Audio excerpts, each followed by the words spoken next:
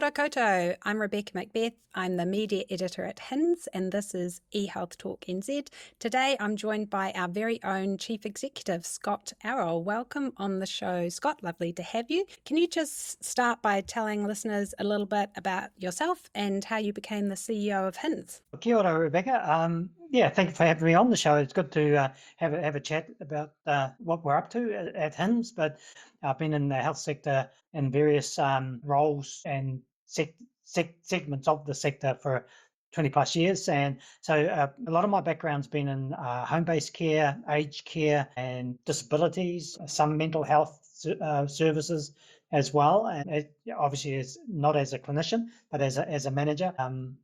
Then I was about 7 years with, what was NZ Health IT back then, but it's now the Digital Health Association, DHA. Ran that one for nearly 7 years. And after COVID, I spent about 12 months with Dementia New Zealand as an interim CEO and assisting with setting up some systems and their strategy. And similarly for motor neuron disease New Zealand, I was 2 years with them, and then joined HiNZ to help with the program and sort of the herding of all the cats, being the speakers and so on, for last year's conference. And it just so happened also that just prior to the conference, I was asked to step in as CEO and work with the great team and make sure that the conference went well, which it did. And then I probably have to say they haven't been able to get rid of me since, but so here I am. Great. Well, we're very happy to have you, Scott. And yeah, we actually worked together all those years ago at NZ HIT as well. So we've known each other a long time, which is great. So HiNZ describes itself as a trusted community for digital health in New Zealand. What do we mean by that? HiNZ being now 25 years, and this is our 25th anniversary year, and we're going to be having a big celebration, of course, at the conference Digital Health Week in November this year. And it was formed by Nursing Informatics New Zealand, which was sort of 10 years before that. So, we've got a really strong history in New Zealand around initially nursing informatics, and then they had the vision of changing it to health informatics, which was a global swing was occurring at the time. So we're strongly based on that health informatics side of things, and have been bringing together over these years this network or this community of people, primarily in the initial phases around who had an interest because they were working in healthcare and working with IT, as it probably was called originally. Now we refer to it as broadly digital, and then informatics, the data and then the information that comes from the use of digital. We've now made a conscious decision, and we're now broadening out our community, where it's hard to argue against the fact that if you're working in the health sector somewhere, health and disabilities, then in one way or another also dealing with digital technologies, digital tools, and so on. And so now, we're saying, hey, we've got this community already. It's been quite focused on digital and data, but over the last year or two, we've been getting people join us who aren't specifically digital. They are clinicians or non-clinicians providing care services in one way or another, who realise that they've got to get their head around the use of digital. So that's what we're doing now. So it's that two words, trusted community. And that's important because we want anybody who wants to come and join into this community to feel like they're safe, that they can trust that this community is there to connect people up, connect organisations up, have the conversations and the information provided that they need at any given point. That's always been the HiNZ sort of grounding, is that we have this neutral approach to anybody, any organisation can get involved, but we create this environment where we can trust to be safe, and it's about information sharing, knowledge, and keeping people up to play, which is increasingly required because we know just how fast digital is moving now. Definitely. And I think the recent Digital Health AI Summit was a good example of that broadening of the community. There were a lot of people there who were new to HiNZ, but know that AI is coming. And so it sparked an interest to start learning and our Director of Engagement, Alex, likes to say, yeah, every health professional needs to be a digital health professional in the future. And obviously within the wider community, we obviously have a number of smaller communities, as you mentioned, clinicals. We've got the Clinical Informatics Leadership Network, the Nursing and Midwifery Informatics Group, and the Allied Health Informatics Group. So it's nice to have those spaces where those people can speak to each other, but also be part of this wider community that we've created. So what is the core vision and strategy guiding HiNZ today? It's obviously 25 years since we were founded. The world has changed, technology is changing. So how are we evolving to meet the needs of our members and the broader health and disability sector? Well, the core vision and strategy for a lot of people looking at HINZ, you probably wouldn't notice there's not like a epiphany and all of a sudden we look really, really different. We're basing ourselves on our core and our history, really, that tradition of where we came from nursing informatics and then health informatics. That's strong, and that's something that we hold true to. What really is important to us now is that trusted community. So in terms of core vision, we've been known as the trusted meeting place. And that's tended to be because we put on a fantastic conference every year, the Digital Health Week, and the summit, which we've just put on that focused on AI and went really well. So that meeting place kind of theme was about people coming together and networking, finding out, listening to great speakers, and the sharing of information and knowledge. Now our subtle shift is more, rather than a meeting place, it's about a community. So fundamentally, HINZ is an incorporated society, so we're a membership association, and that's how it's been, for 25 plus years. What we're saying now is we have membership. You can join us. The fees are very affordable, and anyone or any organization can join and participate as a member to provide added value.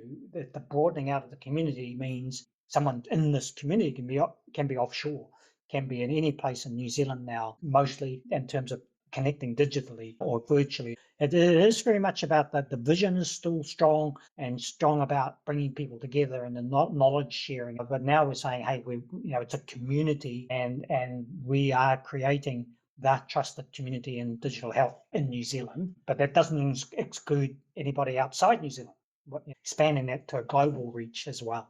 Strategically, it is then building on the whole bringing people together in whatever format, in person at events, digitally and virtually as well, and then having this trusted setting for all of that.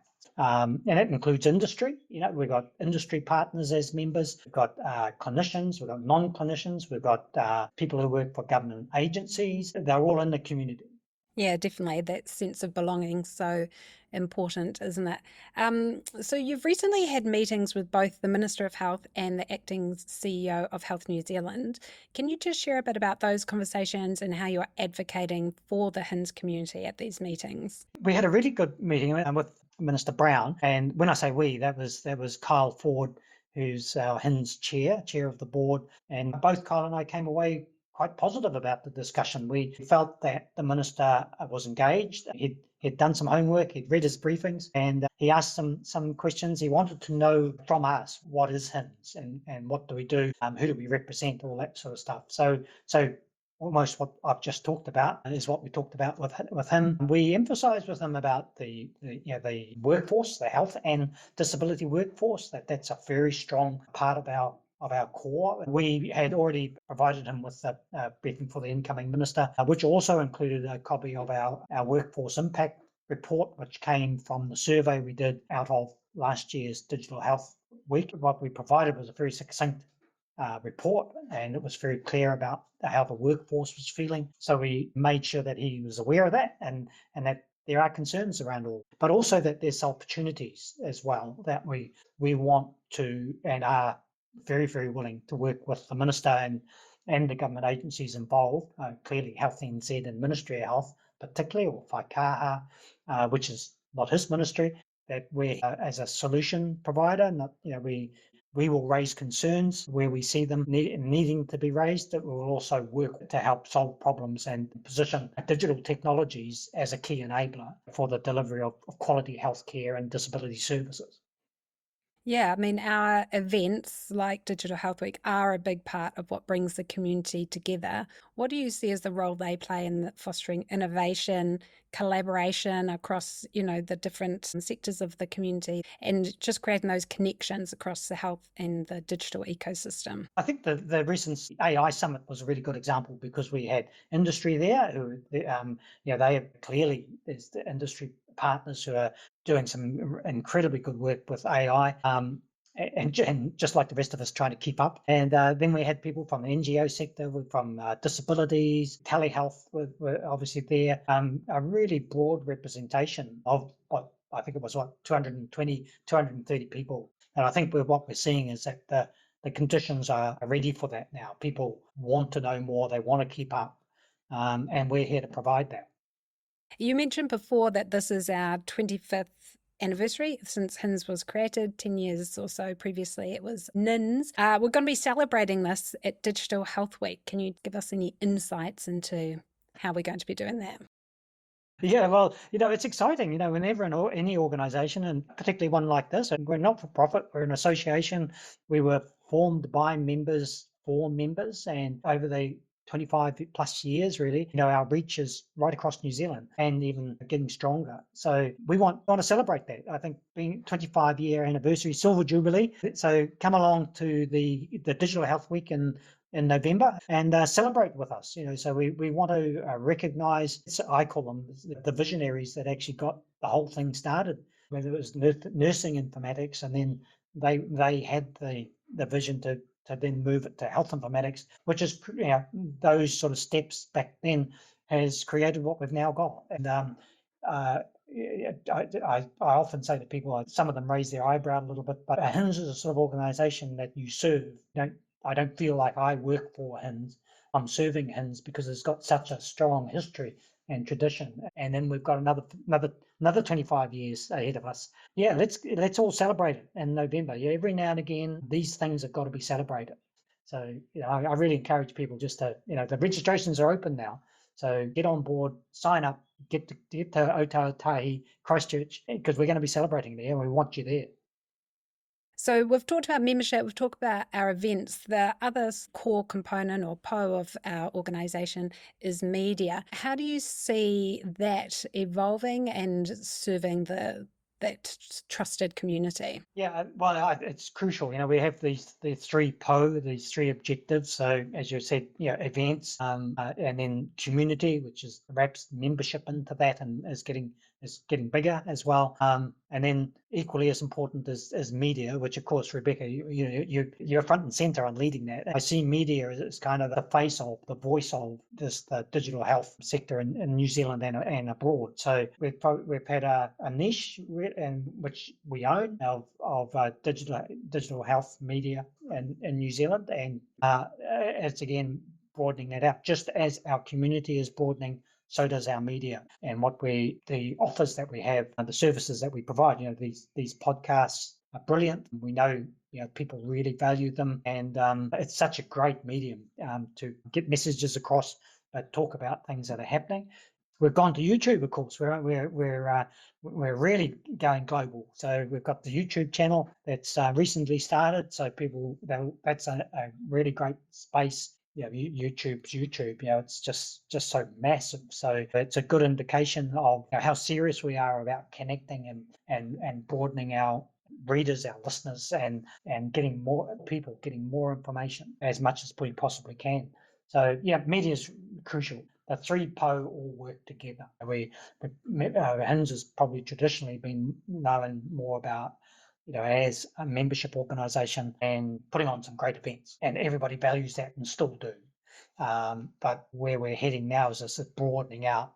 You don't have to be working in health or disabilities in New Zealand. You could be a consumer of or a customer of health and disability services. I know for a fact, people are struggling to understand, well, how will AI affect me in terms of my life, let alone health and or a disability that I may have? What's this thing called cybersecurity? What's this stuff called data privacy? It is that broadening out and saying, hey, you want to find something out? We might not exactly have that bit of information you need, but we can certainly connect you up with those that do. as media editor, always happy to take questions or news tips. So you can get in touch with me with those directly. So just looking ahead to the next 25 years, what's your hope for the future of digital health in New Zealand, and how will HiNZ continue to support that vision? Yeah, well, my vision personally, and a few others that I've known for quite a few years and working in this sector, is that we will know that we've succeeded in what we're doing when the term digital health is no longer used.